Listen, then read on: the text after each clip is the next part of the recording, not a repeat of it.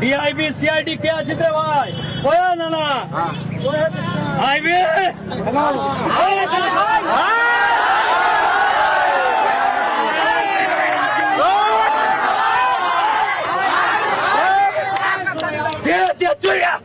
আমরা তারিখ সুধার কে যাবো আমাদের তারিখ সুধে বাল আছে না বাল আছে না চল যা একটাই কথা এই আন্দোলনটা নিজের ছেলে মেয়েকে বাঁচানোর আন্দোলন। আসলাম হাজিরা দিয়ে চলে গেলাম হবে না, হবে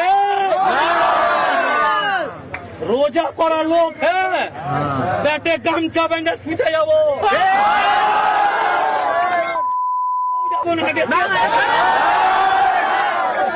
খাইতেও যাবো না, বউ ডাকলেও যাবো না, বাপ ডাকলেও যাবো না। আমি ভয় পাচ্ছি। আমি 24 সালে ভয় পেয়েছিলাম, আমি 2025 সালে ভয় পেয়েছিলাম। অনেকে বলেছিল আমাকে ময়ূক রঞ্জন ঘোষ 5ই আগস্ট 2024-এ তুমি যে ভুল কাজটা করলে তার খেসারত দিতে হবে। একমাত্র মিনমিনে মিডিয়া বলেছিল বিপ্লব হচ্ছে, স্বাধীনতা সংগ্রাম হচ্ছে বাংলাদেশে। একমাত্র রিপাবলিক বাংলা বলেছিল না, এর পেছনে ডিপ স্টেট আছে, এটা মৌলবাদীদের আগ্রাসন হচ্ছে। 2025 সালে আমি চিৎকার করে বলেছিলাম মুর্শিদাবাদে যেটা হচ্ছে তার পেছনে সরাসরি আল বাদার, জামাত এবং আনসারুল্লাহ বাংলার হাত থাকতে পারে, রোহিঙ্গাদের হাত রয়েছে। এবং তারপর আমাকে বিদ্ধ করা হয়েছিল একের পর এক সমালোচনা। আমি তারপরেও বলেছিলাম যে মুর্শিদাবাদকে হাতছাড়া করতে হবে হয়তো ভারত যদি এই মুহূর্তে অ্যাকশন না নেয়।